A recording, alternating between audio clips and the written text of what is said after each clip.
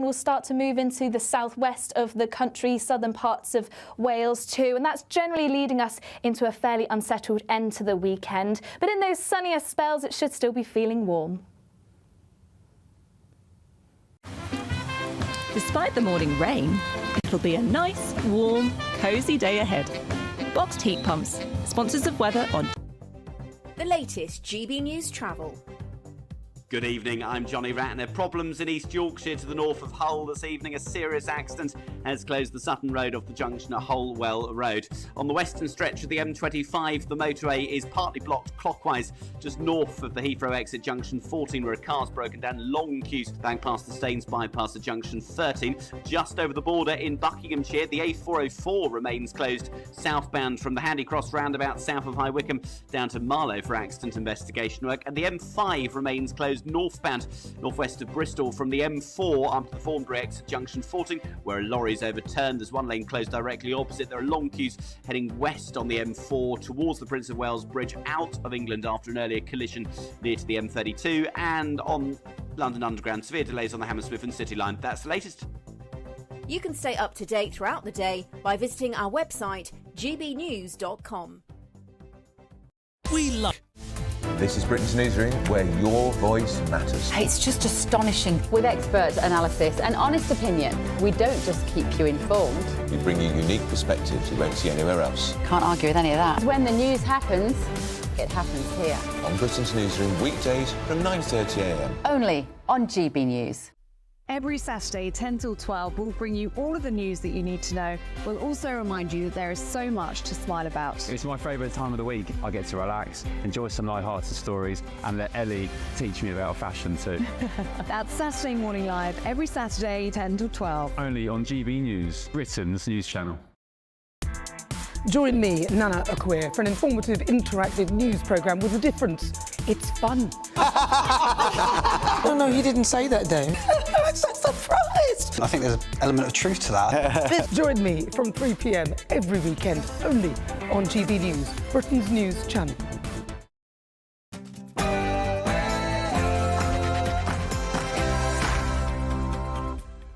Hello there, it's 6 o'clock, I'm Michelle Dewberry, and this is Dewbs & Co. Coming up tonight, a political tsunami and how the path to victory in 2029 starts. That is how Lee Anderson described Reform UK's win in a Blackpool Council by-election. Is he talking sense or nonsense? You tell me. And Boris Johnson says we need to have a referendum on leaving the ECHR. Do you agree with him? And also then, inspired by the Chagos Island news yesterday, Argentina has vowed to get full sovereignty of the Falklands. Do you think they should?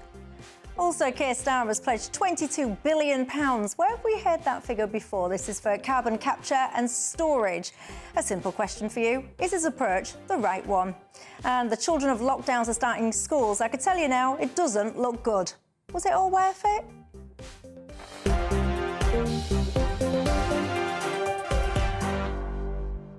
All of that and more, but first, the 6 o'clock news headlines.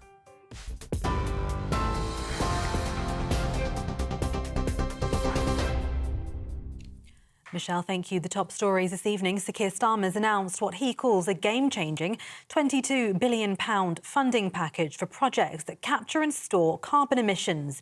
Speaking to workers in Liverpool earlier today, he said the investment in so-called carbon capture clusters will create thousands of jobs, bring in investment and help meet climate goals. However, Green campaigners warn the move could prolong oil and gas production, with the projects not set to begin storing carbon until 2028. Following his speech, our political correspondent Catherine Forster challenged the Prime Minister over the costs.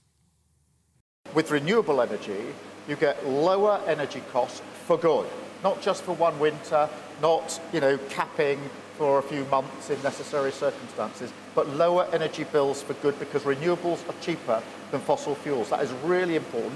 You get independence and security. By doing renewables here in Britain, you're not relying on the international market. And therefore, even if there are international conflicts that affect the price of energy, we would have our own supply, which is independent. And of course, what you get is the next generation of jobs. The Foreign Secretary's confirmed a third government-chartered flight for British evacuees has left Lebanon. It follows a night of blasts in Beirut. This is the moment giant explosions were seen near the airport.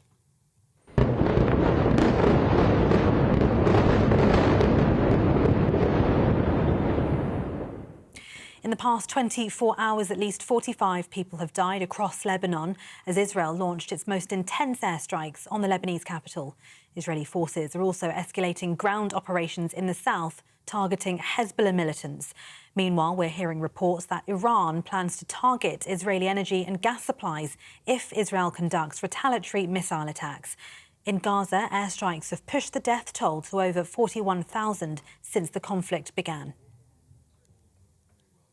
Downing Street insists its deal to return the Chagos Islands to Mauritius does not change the approach to other overseas territories. It comes as Argentina is now pledging to gain full sovereignty over the Falkland Islands. However, the government insists its commitment to the Falklands is unwavering. Former Prime Minister Boris Johnson told GB News he thinks the deal is crazy. Chagos Islands being given back to Mauritius. Your reaction? Crazy. I mean, I urge viewers of GB News to get out your maps, get out your atlases, check out the Chagos Islands, see where they are, and see where Mauritius is. A long way away. Yes. What is this claim? It's nonsense. It's total nonsense. Why are we doing this? Sheer political correctness. A Metropolitan Police officer has been charged over the death of a woman who was hit by a motorcycle escorting the Duchess of Edinburgh through London.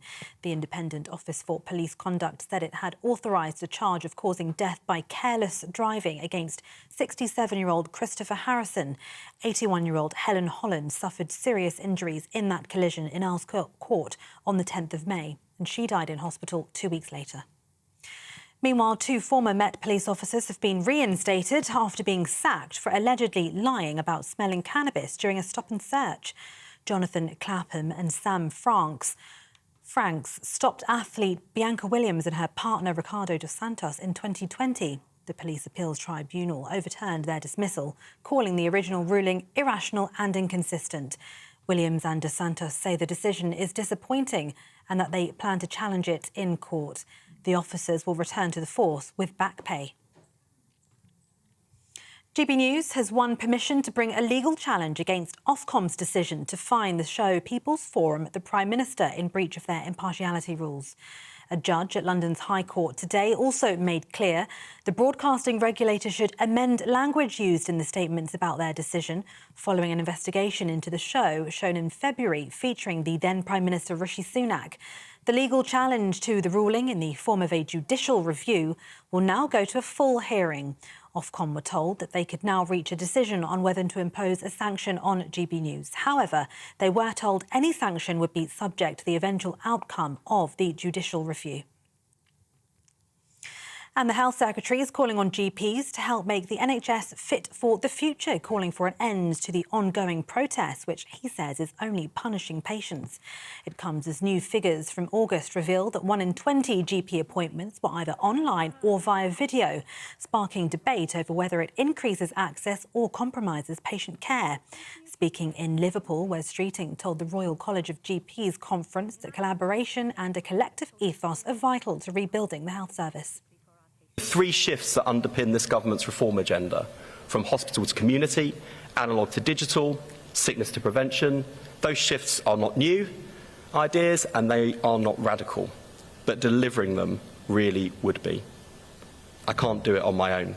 I need every part of the NHS to pull together as one team with one purpose, to be the generation that took the NHS from the worst crisis in its history, got it back on its feet and made it fit for the future. And those are the latest GB News headlines for now. I'm Tatiana Sanchez. Now it's over to Dewbs. For the very latest GB News direct to your smartphone, sign up to news alerts by scanning the QR code or go to gbnews.com/alerts.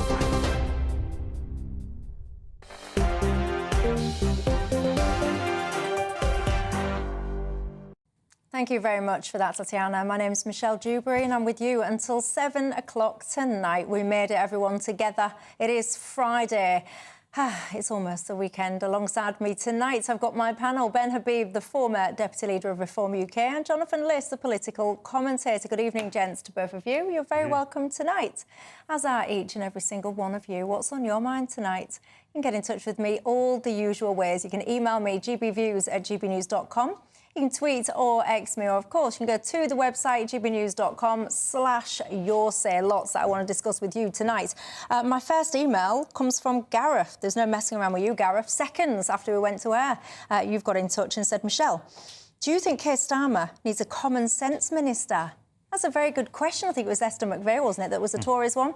Is that what's needed? Well, to have a common sense minister is to admit that there isn't common sense in government. And I think it was an own goal of the Conservatives to invite Esther to fill that role. But, of course, looking at the way the country's being governed, one could legitimately make the case there is a complete absence of common sense in government. Jonathan? No, common sense, the whole post of common sense minister was designed to perpetuate a culture war by the Conservative government where they were trying to package their quite sort of hard right ideas as common sense, and I'm glad that Labour hasn't continued it. God, I was just about to respond to the culture wars and hard rights, and do you know what? I can't be bothered. It's Friday. I'll move on. Gareth, you never told me whether or not you think Keir Starmer needs a common sense minister. Get in touch and tell me your answer to your own question. Look, I can tell you now, Lee Anderson, he's been speaking out. He says, using words like political tsunami, he says, the path to success in 2029 is now on track. What's he talking about? Well, he's talking about the fact that Reform UK, they gained a council seat in Blackpool, actually, from Labour last night. They got 38.8% of the vote. Reform have tweeted out saying that they are the real opposition. Are they, Ben Habib? Absolutely. Ideologically, there is no doubt that the Conservative Party is not the opposition, it is Reform, because the Conservative Party, contrary to what Jonathan just said, is not far-right, nor is... He didn't say far-right, he said hard-right. Sorry, what did you say? I said hard right. Hard right, sorry. Hard right culture warriors. Hard right. The Conservative Party are not hard right, and the culture wars should never be dismissed, by the way. I will just come back to your question, but before just to say the culture wars should not be dismissed. Having a settled culture is part of the community, part of society, part of, indeed, of being the nation-state that is the United Kingdom, and I think we dismiss the importance of culture at our great cost. But Reform gets it. Reform understands that you need a joined-up agenda between the economy, between the Constitution, our democratic institutions, and our culture to bring together the country to a position where it can be governed with its interests at heart and with the prosperity of the British people in mind, unlike the form of governance delivered both by the Conservative Party and by the Labour Party on steroids of doing things as they see what they see as being in the global good, governing through international law, international institutions, domestic quangos, which are completely unaccountable. What the Conservatives and the Labour Party together in government have done is dumb down our democracy, turn their back on the British people, and adopt this kind of what I would regard as extreme form of liberalism, where you can't even identify, where the Prime Minister of this country can't even identify what a woman is accurately. We are governed by idiots, and that's why I say probably in the case of the Labour Party, we do need a Minister of Common Sense. Jonathan's pulling some faces. I hope the wind doesn't change. What's the matter? What's he saying that's wrong? I can't really be bothered to engage with everything that Ben has just said. Well, this is going to be an interesting show, isn't it, everyone? Ben has given a kind of a Reform-style stump speech as though it's still the election campaign. We've moved on from the election. Look, no one is doubting that Reform poses a big threat. I would argue that Reform poses that threat to the Conservative Party more than the Labour Party, but obviously the Labour Party is not immune from that threat. What you find in local election, by-elections in particular, is very strange results all over the board. You see that often. There are specific local circumstances, there are individual candidates who have strong local appeal and whatever. I think if Reform thinks that this means it's going to be forming the next government, they might have another thing coming. But that doesn't mean that we should ignore the threat from reform. But I would argue that the Conservatives have a lot more to fear than Labour has. I think the Conservatives have already experienced the damage reform will do. And to some extent, the Labour Party is what was slightly protected during the general election from reform because Keir Starmer held so many of his cards to his chest. We didn't really see what the Labour Party was. The electorate didn't see how damaging the Labour Party would be. The electorate absolutely get that now. Reform came second in 98 seats. And this was a safe Blackpool council seat that Reform took off the Labour Party today. And Reform will be taking many more seats. A year ago, just on the point on by-elections, a year ago people used to say, oh, well, Reform's not performing at by-elections. If it can't do well at by-elections, it hasn't got a hope in the general election. Now we've got 5 seats in Parliament. People say it's only 5 seats, but it's a bridgehead, and we're winning by-election seats, and we're going to have a thumping set of results in the local elections next May, and it'll be Labour and the Tories who'll be giving up their seats to Reform. Ben, do you seriously think that Reform is going to be either forming the next government or the next opposition? Seriously? I think that Reform has it within its grasp to absolutely form the next government. There are many challenges it faces, some from within the party, which I've talked about on this show and other channels, and some without. And, of course, a week is a long time in politics. But Reform is the only party in Parliament, the only political party that is known across this country that actually has a coherent pro-British set of policies. The Labour Party is not pro-British. I say Keir Starmer is anti-British. This is his preparedness. This is completely typical of you. It is and completely outrageous every time you say it. Someone who disagrees with you, Ben, does not make them anti-British. It just means that they disagree with you. It's completely. You have no monopoly over what it means to be British or pro-British. I find it profoundly offensive that you seek to define patriotism in your own image alone. That is actually, ironically enough, anti-British in itself. Well, let me just tell you. Our Prime Minister wishes this country to be governed from Brussels.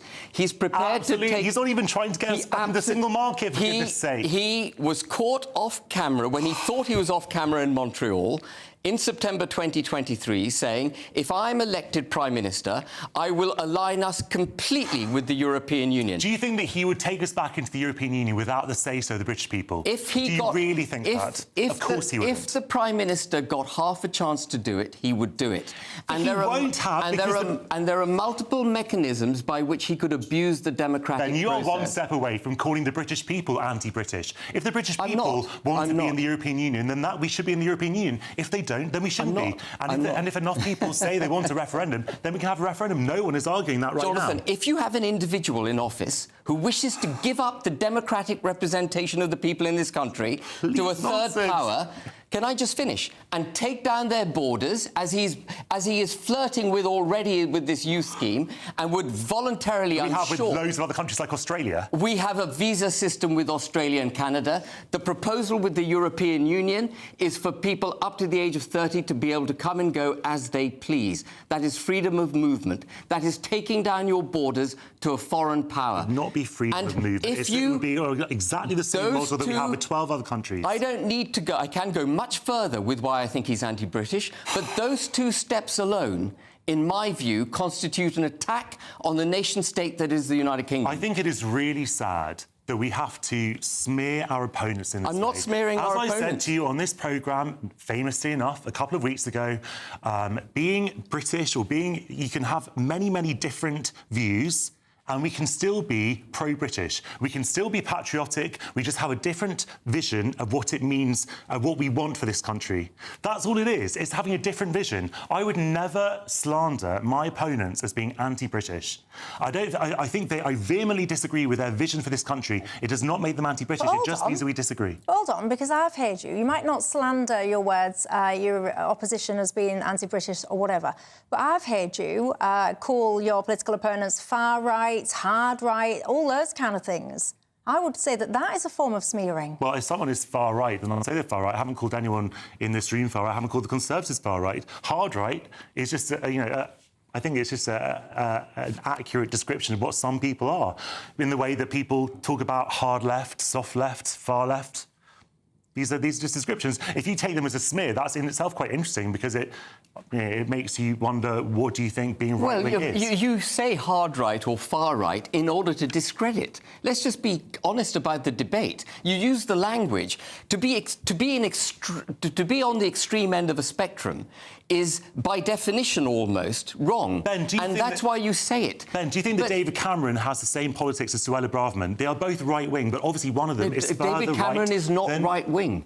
David Cameron is not right-wing. And the debate, the schism in British politics at the moment is not between the left and the right. The schism is between those that would govern us through unaccountable domestic institutions, otherwise known as quangos, and international institutions like the European Union, WHO, the UN, etc., embed in place international law, which we're repeatedly told trumps domestic law and trumps domestic interests, and is prepared repeatedly to give away power from the people of this country to these institutions. And if you stand, as I believe many in the Conservative Party do, and certainly the Labour Party and Liberal Democrats, against the nation-state of the United Kingdom, you are anti-British. It's a matter of fact. You can shake your head, but if you have policies that undermine and reduce the nation-state, then you are anti-British, and we need to say it. Your impression of what it is. There are people. Do you really not accept? There are people who wanted to be in the European Union who actually believed in Britain, who wanted Britain to succeed. They just had a different idea of it. Are you really so blinkered that you think that anyone who was a Remainer was anti-British? Is that really what you're saying? I didn't say that. I think as a Remainer in 2016. You were legitimately able to hold that view because for 40 years we'd been part of this organisation. We have now left this organisation and we know precisely what it means to join the institution. And what that means is giving up power from Westminster, taking down our borders, and actually, if we were to join it, we'd have to give up our currency. We'd have to give up our. It's a completely confused argument. No, it's not confused. No, you're saying that a Remainer wasn't anti-British in 2016, but is anti-British now. We were part of the European Union at that point in time. Right. We are now enlightened, and we also know, Jonathan, that unlike in 2016, if we join now, we will be giving up control of our monetary policy. And I regard that as fundamentally anti-British. Giving it up to Brussels, to the ECB. What, so you're preempting the terms of negotiation that haven't even been announced? No, there is no negotiation. There's no negotiation. No one wants to. Jonathan, no one in the Labour Party wants to join the European Union. You need to read up on it. If you want to join the EU, you have to join the euro. It's a matter of fact. There's no negotiation. If we ever get to the stage of negotiating, there will be a negotiation. Are you a rejoiner? Jonathan, are you a rejoiner? It's not on the table right now, but are you a rejoiner? Obviously, I think that it's in Britain's long-term interest, on principle, to be part of the European Union. Why? To take down our borders, to give up governance to Brussels, to give up our currency. Right, gentlemen. If you were to let me finish, I would tell you. I will tell you something that there is no negotiation over, and that is the fact that I need to go to a break. When I come back, so much I want to talk to you about the Falklands and lots more. I'll see you in 2.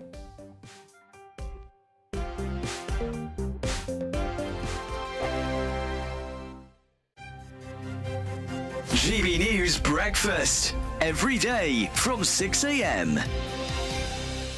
It was revealed that former Prime Minister Boris Johnson had what they called a manly pep talk with Prince Harry in an attempt to persuade the Duke to stay in the UK. Let's talk to former Royal Gardener Jack Stooks and Royal commentator Richard Fitzwilliams. Morning to you both.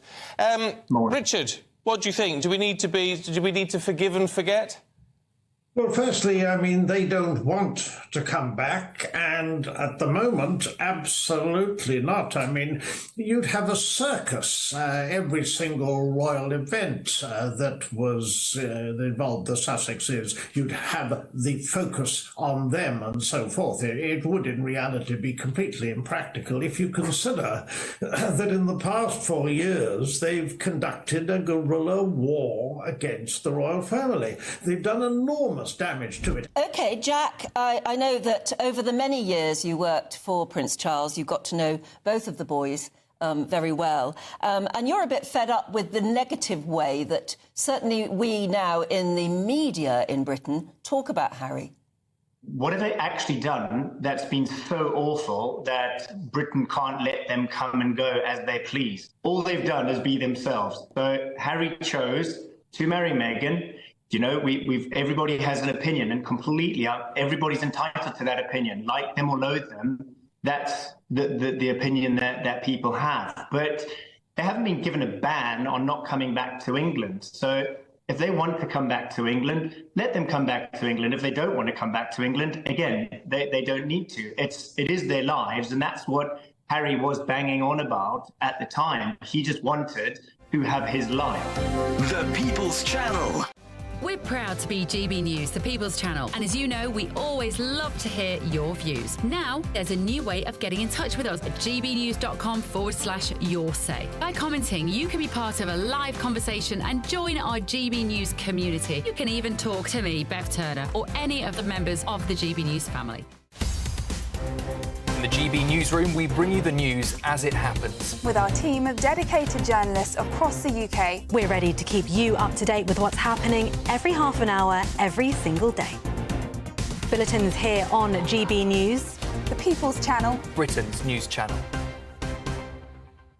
Weekdays on GB News. Wake up to breakfast every day from 6 a.m. Followed by Britain's newsroom at 9:30. At noon, it's Good Afternoon Britain. Followed by Martin Daubney from 3 p.m. Only on GB News, the People's Channel, Britain's news channel.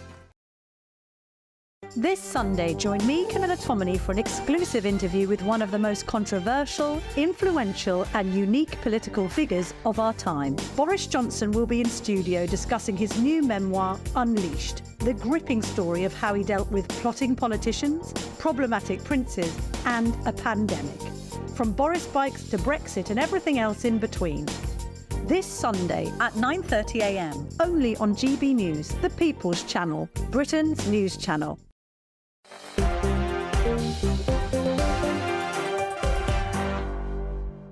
Hello there, I'm Michelle Dewberry with you till 7. Ben Habib and Jonathan Liss remain alongside me. That was a feisty start to the Dewbs & Co, wasn't it? That woke you up on your Friday evening, I'm sure. Look, we've just been talking about sovereignty and so on and so forth. Well, now, hot off the news, we spoke, didn't we, at length yesterday about the Chagos Islands. Well, now Argentina, seemingly inspired by that, they have now promised to reclaim, their words, the Falkland Islands. They're going to take concrete action, apparently. What do you think to this, Ben Habib? Well, I'm not surprised at all. I mean, if you're a foreign power looking at the United Kingdom, you see the political nonsense that's going on in our government. As I mentioned in the earlier segment, a Prime Minister who can't identify a man from a woman, who takes the knee to far-left extremist movements like Black Lives Matter, who will promote net zero to the massive detriment of the British people, and will give up the Chagos Islands, which is of strategic importance, when there was no pressure whatsoever from any direction to give it up. If you're Argentina, governed now by Milei, who is very pro-Argentinian, he's like the reform UK version of Argentina. He's actually quite an Anglophile, I think, but that won't interfere with his politics. If he sees a weak British government that doesn't make sense at any level, a weak set of defences, and our ability to mount any kind of campaign is massively diminished compared to where it was in 1982, sees us giving up territory, sees us, Michelle, giving up Northern Ireland to the European Union, putting a border down our own country, not being prepared to stand by our own kin across the Irish Sea, of course he's going to think I'm going to have a crack at the Falklands. And it wouldn't surprise me. I mean, it may not seem probable now, but it wouldn't surprise me if we don't give in to the pressure that they'll be emboldened to mount a military campaign. And then I doubt Starmer has the political will to stand up to Argentina, or whether our military is up to mounting a campaign 10,000 miles away. Go on, Jonathan.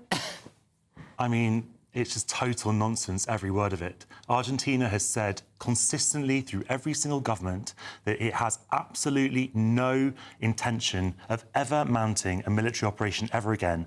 And Britain has military bases on the Falklands. It has many personnel there for just in case there is ever any kind of attack on the Falklands again, which won't happen. And by the way, the Argentine economy is in no state at all to be thinking about any kind of attack on the Falklands. Look, the point about the Falklands is very, it seemed improbable. Clear. It is improbable as it might seem. Well, when you send out the kind of signals that our government sends out about the weakness in the United Kingdom, it invites foreign powers to take advantage of us. And that is what is happening on the international stage. Doesn't actually matter, because it's not going to happen. It's improbable that the sun won't rise tomorrow, but it probably will.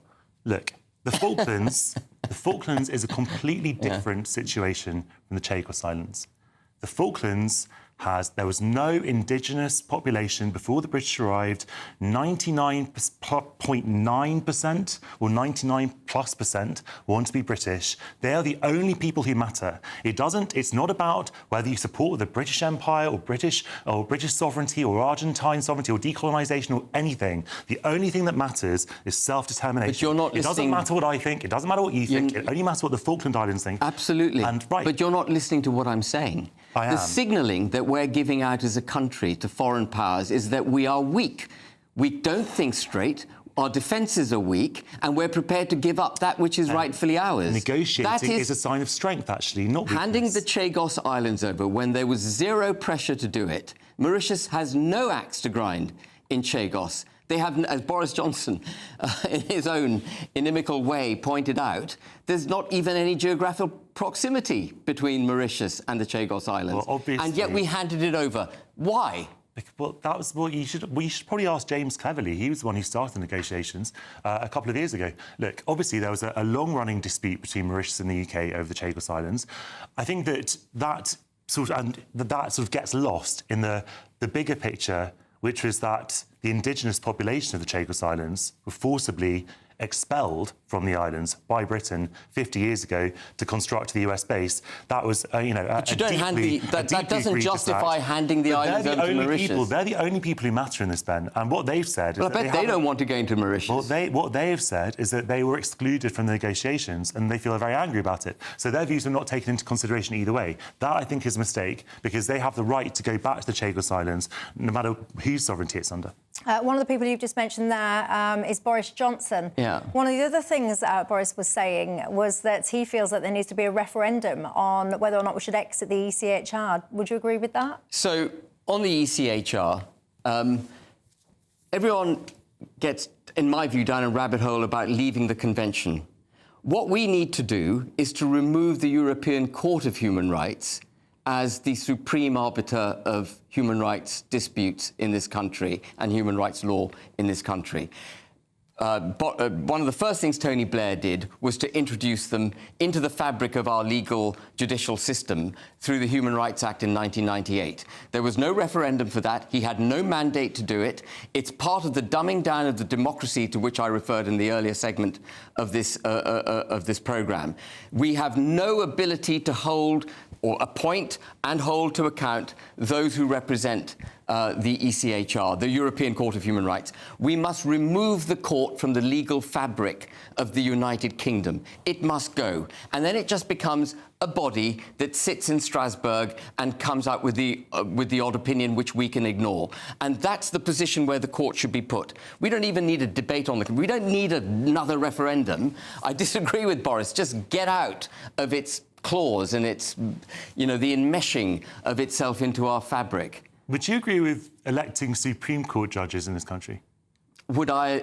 I'm not going to have a. I'm not going to have. You just said that we have no ability to vote them out or to kind of have any say in who they are. So presumably that means you support electing judges across the country. Our Supreme Court judges are appointed by us. They're entirely British. They're part of our legal fabric. These people are sitting in Strasbourg, making up, for example, whether Switzerland is doing enough towards net zero or not, and passing judgments that Switzerland is actually abusing the human rights of its own people because it hasn't got a strong enough net zero policy policy. It is absolutely out of control, the European Court of Human Rights. In the period between 1946 and 1995, it issued 850 adjudications. Since 1995, it's issued 23,500 in areas over which it has no authority, in my opinion, such as net zero, for example. It should be removed from our legal fabric. It's a matter of fact. No one can dispute that. You shouldn't have a foreign court. No one can dispute that. Well, but you can't have a foreign court adjudicating British judgments. It's an international court. Yeah, but why are they part of our domestic legal framework? It's an abuse of the British nation. This is the point, Jonathan. You don't understand that in order to protect this country, we have to govern ourselves, not have judgments made for us by some unaccountable court in Strasbourg with foreign judges on it. OK, so... Right, well, I very much look forward then to leaving NATO, leaving the United Nations, no, NATO leaving is, the manifold treaties to which Britain is because that is a pooling of sovereignty, and obviously... No, NATO is not a pooling of sovereignty. NATO is not a pooling of sovereignty. Pooling of resources, pooling of sovereignty, allowing Johnny Foreigner any kind of sort of say over how we run our own affairs is obviously complete anathema, and so we should stand on our own proudly. Having a foreign court adjudicating British disputes... A foreign court which is partly set up by Winston Churchill, by the way. Who cares? It's a foreign court. It's not some new innovation. Yeah, it has been absolutely part of the fabric of British law for 70 plus years. So no, it hasn't. It's been part of the fabric of British law since Tony Blair elevated it to being the supreme judicial body in human rights disputes in this country. It's a Labour invention, and we need to ditch it. ECHR. No, we were not. The Human Rights Act incorporates it into British it was an advisory. The majority of nations that are members do not have it in their legal fabric. It is an advisory court. It is not a judicial court in most people's countries. If the British government were to ignore a ruling of the ECHR, do you think that there would be some kind of military consequences? Nothing in effect would happen. The UK government, it's still de facto an advisory. No, it isn't de facto. Now. It is literally the supreme arbiter of human rights laws. And that's why we can't do what we need to in order, for example, though I'm not a great fan of it, to deport people to Rwanda. Well, that was the main court that stopped all that was our own Supreme Court. It's a complete distraction by people who want to leave the ECHR. Was stopped by the European Court. There are only two countries that have left the ECHR, Russia and Belarus, and they are not, I would suggest, models for us to follow. Yeah, but the US isn't a member, Canada isn't, Australia isn't, New Zealand isn't. Because they're not in Europe. Yeah, exactly. And they have perfectly adequate human rights. We do not need the European Court of Human Rights to be telling us what to do. We need it out of our fabric. Well, the British people do not seem to agree with that proposition. So, by all means... Why do you say the British people don't agree with that proposition? Because they didn't vote in majority for any party that wanted that to happen. But no party, with the exception of Reform UK, has put that forward. The two main parties, as I mentioned, you regard the Conservative Party as being further right than Labour. Actually, as I was saying, the schism in British politics is those who would govern through international principles and international bodies, and this is a very good example of one of them, and those that would govern for the British national interest. Reform is the only party in Parliament that actually has that view. Are you so arrogant that you think that only you know what is in Britain's national interest, that no other person could possibly have a different legitimate vision? I am so arrogant. I'm so arrogant to suggest that Brussels, when it makes regulations, is not thinking of British national interest. I am so arrogant to suggest that when the court adjudicates in Strasbourg, it is not thinking of British national interest. Yes, I am that arrogant, and I am absolutely right. When foreign bodies adjudicate national policy and national positions, they are not thinking of what is right for the British people. And that's what we've got to get back to. We've got to yank power away from all these international institutions, international laws, and unelected domestic bodies and quangos, and vest it back in our political representatives in Parliament. I'm going to yank you both away from this debate, because I want to take a break. Look, lots I want to talk to you about. Carbon capture projects. Are these the future? £22 billion committed to that. I also want to ask you about this. Take a look at this picture. If you take yourself off to a carvery this weekend and you overfill your plates, ladies and gents, and you don't eat it, should you be charged a penalty for taking too much food and basically being greedy. See you in 2.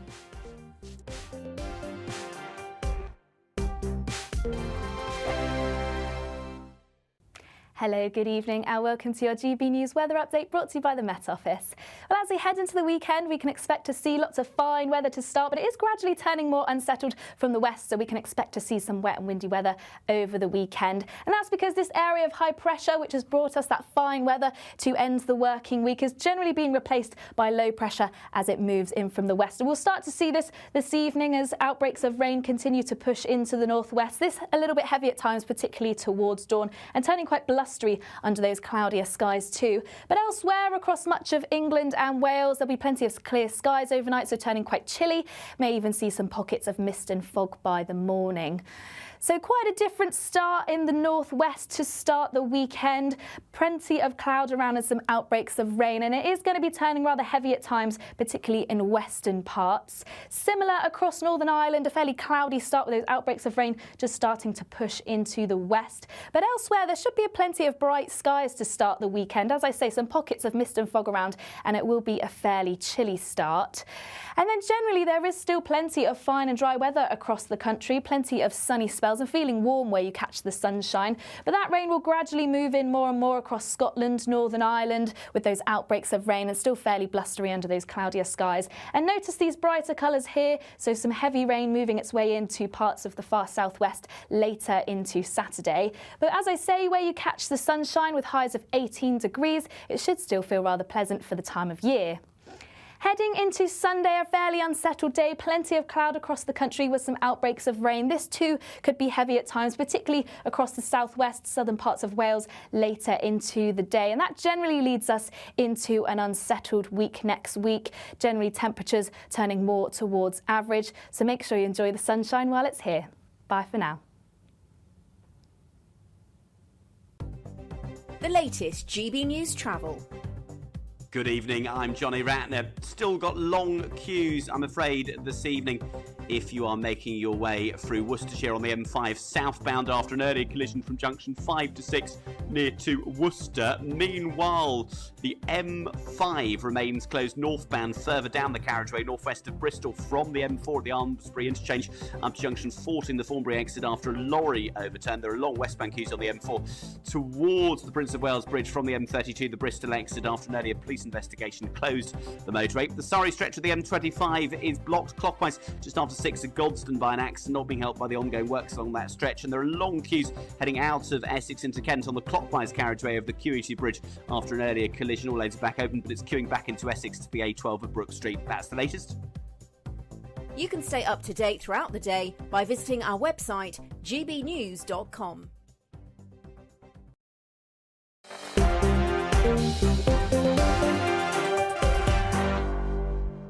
Hello everyone, happy Friday. Welcome back to Dewbs & Co with me, Michelle Dewberry. I've got Ben Habib and Jonathan Liss alongside me. It is Friday, so I normally, just before the end of the programme, open Dewberry Tavern, but you know what? I'm opening it early tonight for obvious reasons.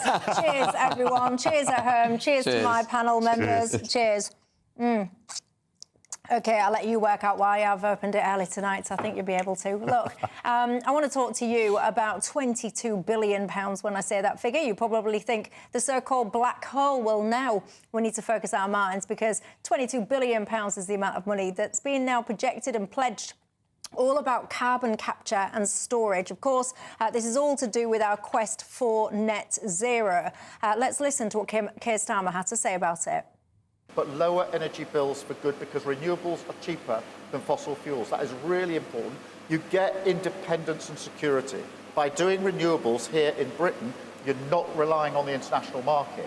And therefore, even if there are international conflicts that affect the price of energy, we would have our own supply, which is independent. And of course, what you get is the next generation of jobs. And that's why this investment is so important. Do you agree with him, Ben Habib? Well, I think he completely misaddressed the issue. The issue that at hand is carbon capture, which has got nothing to do with renewables. Renewables is the mechanism by which you generate energy and avoid, in his view, carbon emissions. Carbon capture is an extremely expensive way of decarbonising the atmosphere for reasons which people like him are ideologically wed. Jonathan? I think that it's a tried and tested scientific method. I think it's really important that we should be investing in decarbonisation and in renewable energies going forward. And there was actually some fear that Labour wouldn't be as committed to investing in this kind of green infrastructure. We saw, obviously Reeves backtracking before the election on the amount of money that was going to be invested. So I'm really happy to see that they're following through with this. I think that we actually need to see a lot more investment in infrastructure generally, not just green infrastructure, because we get locked into systems, whether left or right. The Treasury is just focused on day-to-day spending and fiscal rules, and actually we miss out on long-term investment. Do we?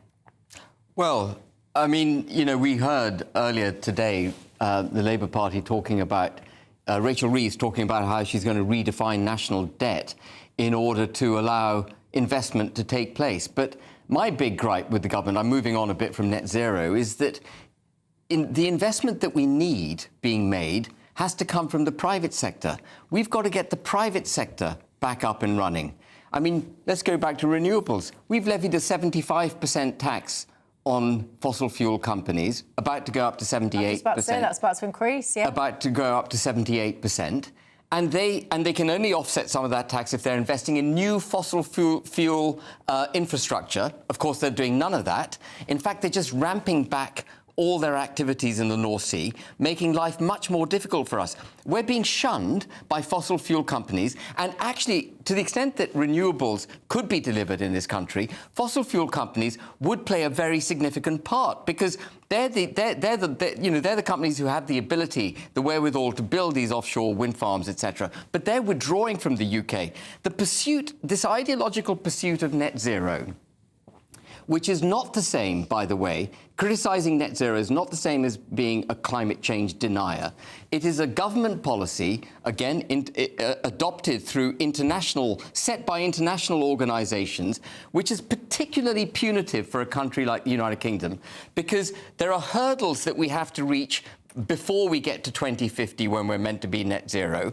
And those hurdles require proportionate reduction in the amount of carbon emissions you had as a country as you go through that process. We started as a relatively clean country. So for us to decarbonise and meet the hurdles under the Paris Accord requires much more work, much more expense than it does if you're, for example, the United States of America.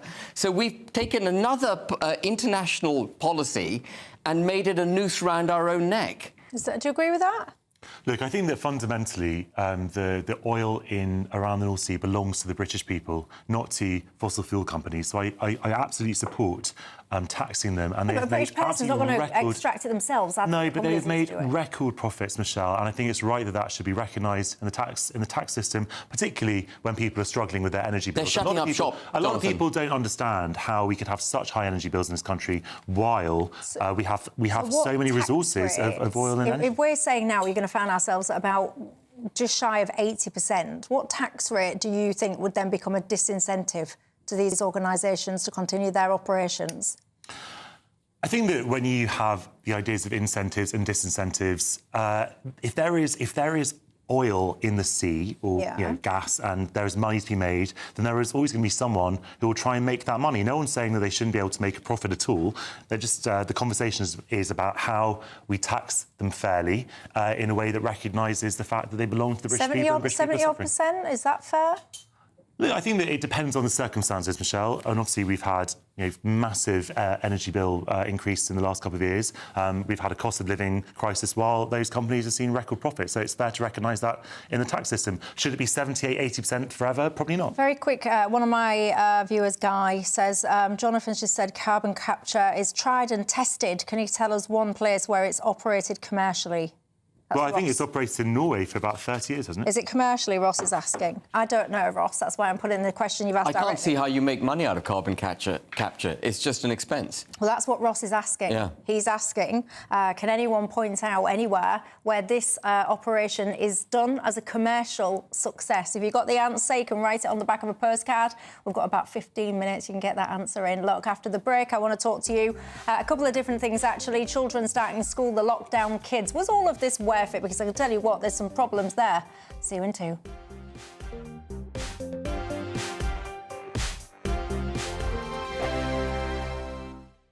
Patrick Christie's Tonight. Weekdays from 9 p.m. Richard, you know, the King will probably fly there, I would imagine, with the Queen. You can guarantee they'll have to make a point about offsetting their carbon just to keep that lot happy. They won't use the walkabout term because they'll have to keep the Aboriginal community happy over there. Obviously, they'll be fine that the Queen's face has now been taken off banknotes over there, replaced, I believe, by a member of the Aboriginal community, naturally. You know, you've got all of these tick boxes that the King and the royal family have to do, instead of just maybe, I don't know, leading, being there, being present. Why do they keep bowing down to this stuff? Well, firstly, as I say, I mean, if you look at the Commonwealth, there are 56 countries. Now, I think that's an enormously important institution, and we benefit in all sorts of ways, as do the other countries who are members of it. Now, if you don't take account, with times changing, by the way, of course, as they did during Queen Elizabeth's reign, if you don't take account of various sensitivities, especially certain pressure groups, I'm not suggesting that we write off our history as being something that's dreadful. There are ups and downs and pluses and minuses, we all know that. But the point is to be sensitive to other cultures, and that is absolutely pivotal. What we're seeing in the UK, a lot of these same issues do crop up in Australia, especially with freedom of speech and saying the wrong thing, getting cancelled. I've met with so many people who have personally, like, they've been deplatformed, lost their jobs just for having an opinion, just for potentially saying the wrong thing, and then losing their livelihood as a result. So with Australia, I think particularly this is the trend that we saw from 2020 with the lockdowns, especially in Melbourne, some of the harshest lockdown restrictions in the world. Now, Australia is known as being a country of freedom and liberty. So then I think for many Australians, it was a huge turning point, a big wake-up call. GB News, the People's Channel. Why go out on a Friday night when Friday night comes straight to your home? Talking about? Join me and my A-team of top pundits. Chemistry tonight is electric. As we tackle the big stories of the day with wit, insight and fearless energy. Man of the people. It's all vibe. Just a filing cabinet on wheels with a tie on. So, order in Friday Night Live with me, Mark Dolan, every Friday at 8, only on GB News, the People's Channel, Britain's news channel. Join me, Camilla Tominey, this Sunday when I interview one of the most significant political figures of our era, Boris Johnson. Nothing will be off limits as we discuss his autobiography, Unleashed, and everything in it. I failed to avert Megxit, but I did deliver Brexit. And I'm very, very happy to be on Camilla Tominey's show, Boris Johnson on GB News, the People's Channel, Britain's news channel. That's the Camilla Tominey Show on Sunday at 9:30 a.m. and again at 6 p.m.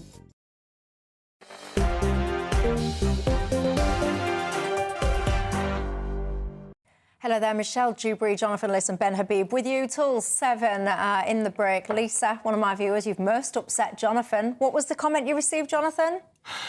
I think she said, I didn't think it was possible, but Jonathan Liss is an even bigger melon than Matthew Stadlen. Oh, he said some things in his time, he says, but that one takes the biscuit. It takes the biscuit, Lisa.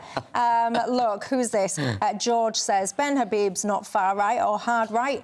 He's just sane. There you go. Well, thank you. George. And Andrew's been in touch as well, saying he's been enjoying the robust debate tonight. But look, we all know lockdown, what happened there. But now these children that were born in lockdown are now arriving at school. And apparently, when you look at their readiness for school, some of them are still in nappies. They're not able to communicate very well, and so on and so forth. They're not school ready. I'll start with you on this, Jonathan. What do you make to this? It's a really disturbing story, Michelle, and I think that there aren't any right or wrong answers. When you can't go in a time machine. At that time, which feels like a very distant memory in lots of ways now, there was obviously an immediate public health crisis, and we faced hundreds of thousands of more people dying potentially. And so clearly the government needs to take robust action. Now, obviously, that would have had an effect on children. No one's denying that. And it's very difficult to say, was it right, was it wrong? Because many, many more people would have died if we hadn't been in lockdown. But obviously... Is that right? I think most scientists most scientists, most doctors agree that lockdown was the right thing to do, and that doesn't mean that everything was done correctly. Most scientists that are given airtime. It There's a lot of people with alternate views like that. It doesn't mean that everything. Look, it doesn't mean that everything was done correctly, and I was very, very critical of a lot of the lockdown measures actually in terms of personal freedom and the rest of it. But when it came to children, obviously there are a lot of children who did suffer, and we just have to do more to support those kids to make sure they catch up. Yeah, I always find it fascinating that the lockdown was all supposed to be about protecting, for example, the elderly. Well, why all of a sudden now they've got rid of all this fuel allowance? No one seems it's to hilarious. Care. Well, no one seems to care. If, It's unbelievable. Pensioners are going to freeze to death this winter. It's all very odd. Anyway, Ben. Yeah, no, I just want to develop that. You know, we locked the country down to protect the elderly, which cost us $500 billion, and now we're allowing them to freeze during the winter at a potential saving of $1.5 billion. It just doesn't make any sense at all. While sending undisclosed amounts of money to Mauritius to make us feel better about our past and so on and so forth. All very, very odd priorities. But these kids, what do you think? Well, clearly there seems to be some link with lockdown. I'm surprised that the age at which these children were during lockdown would have had an effect on them, because they were all preschool and they were at home. No, these are children. So, like, my son was born during lockdown. Yeah, so but my son is approaching... I mean, typically, you're just in the bosom of your parents at that sort of age, aren't you? Yeah, you're you're not being denied any social interaction. So how did it affect their development? You were. So, like, when my son was born, every single thing was closed down. So there were no groups to attend, there were no activities to attend, there was nowhere really to take your child. So it was you and your child in four walls, which I don't really think is healthy for anybody when it's all day, every day. So there absolutely was a knock-on consequence. I think it's really interesting. But I have got to say, I mean, parents, I do think you need to step up there, because if you're sending your child to school and they're a healthy child, let me be clear, because some children are not healthy, but if you've got a healthy child and you're sending them to school in nappies, I think you need to have a look in the mirror and ask yourself why you're so burn idle, because I do think that is a massive parenting fail. But anyway, some of you might disagree. But look, very quickly, the weekend's upon us. The end of the show is almost upon us. A pub landlord, he's gone viral. Sunday carveries, who does not like one of them? We all know the way to get as much on your plate as possible. But anyway, this landlord, he's not having any of it now. People are stacking their plates too high, wasting a load of food, and now he's started charging people if they put too much on and waste it. He's, well, not named, but he's shamed these two customers. He's stuck their plates on there. He's added a bit of money to their bill, and customers are apparently outraged. Is it fair, Ben? Oh, I think good on him. You know, why the hell waste good food? Good on him. No, of course not. They bought it. They can do what they like with it. Oh, look, I can tell you what, that story... I thought we might agree on that. No, absolutely not. But I speak as someone who's never left a morsel of food on their plates since I've been alive. It's made me hungry. I think sometimes when presented with a carvery or a buffet or whatever, you've got eyes bigger than your belly sometimes, haven't you? Anyway, look, it is the weekend. Enjoy your carvery if you're having one. Gents, thank you for your company. Thank you for yours. I'll see you Monday night.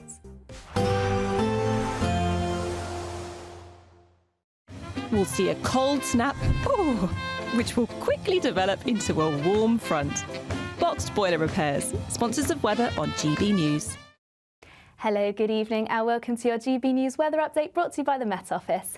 Well, as we head into the weekend, we can expect to see lots of fine weather to start, but it is gradually turning more unsettled from the west, so we can expect to see some wet and windy weather over the weekend. And that's because this area of high pressure, which has brought us that fine weather to end the working week, is generally being replaced by low pressure as it moves in from the west. And we'll start to see this evening as outbreaks of rain continue to push into the northwest. This a little bit heavy at times, particularly towards dawn, and turning quite blustery under those cloudier skies too. But elsewhere across much of England and Wales, there'll be plenty of clear skies overnight, so turning quite chilly.